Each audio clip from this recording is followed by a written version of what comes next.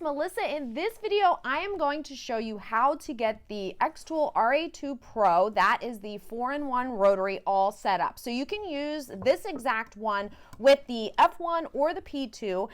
There's 4 different ways to use it. There's another one that works with the M1 that's basically the same. It just comes with risers.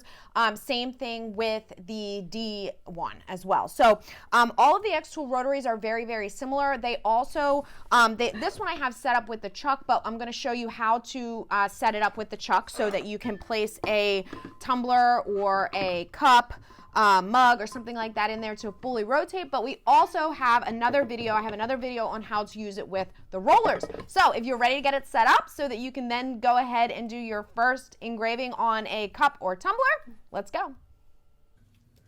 Okay, so we are going to set up the RA2 Pro, which is a 4-in-1, but we are going to actually remove the rollers, which is how it comes, and install the chuck rotary. I have a different video on how to install for rollers. So first thing, you're going to flip it over and remove the 2 screws directly under the rollers so that you can loosen those. Now, the one will basically there's 2 screws on the bottom, and then there's this one, once you flip it over at the corner, that you need to remove, and that is going to allow you to remove that full roller bar. So before that roller will come out, you need to take one of the small screwdrivers, and actually there's 2 screws right there in that little silver part. They're very tiny, and they need to be removed so that then you can pull off this roller that's down by the A position. The other roller that's up by C, that one comes out, it's a little bit different. That one comes out more easily. This one needs to be pulled out by removing those additional 2 screws. Now,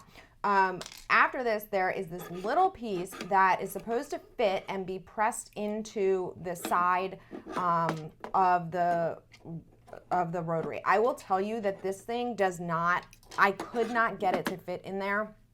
I adjusted the screws, it didn't work. However, the rotary still works, and so I just left it as it is. Now, the rotary has 2 pieces. It has the rotary itself, the chuck itself, and then it also has like a band. The band needs to go around that little piece that you just pressed in, as well as the large outer circle of the chuck rotary, and that is what is going to allow it to twist. You do need to put that band on before you take the 2 screws and put them down into the chuck to attach it to the base. You'll see there's 2 holes in both the base and the chuck that align, and that is going to hold it all tight. You cannot get the band around there if you've already attached the chuck rotary to it. Okay, once you do that, you can flip this up on its side.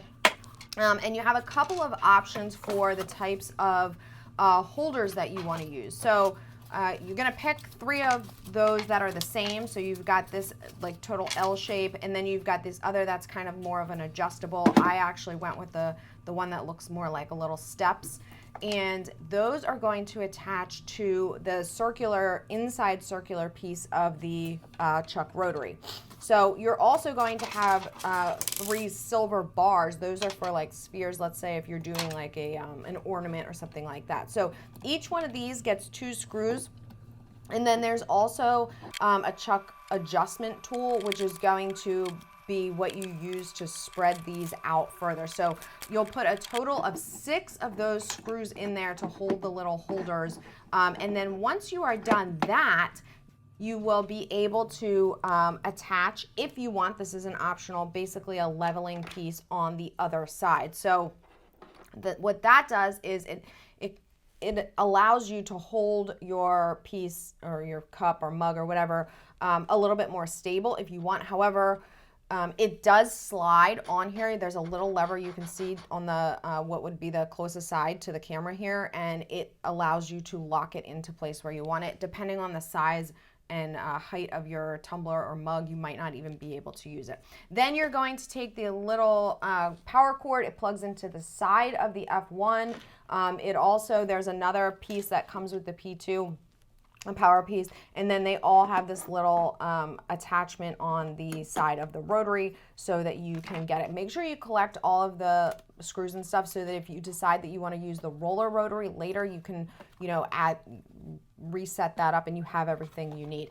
And then from here, you are pretty much ready to go to use your rotary for the first time. So my suggestion is that you get a cup that you don't mind testing on. You can see this one has been used several times for different testing on different machines, and that way if you are using the same types of tumblers repeatedly, you don't have to waste tumblers.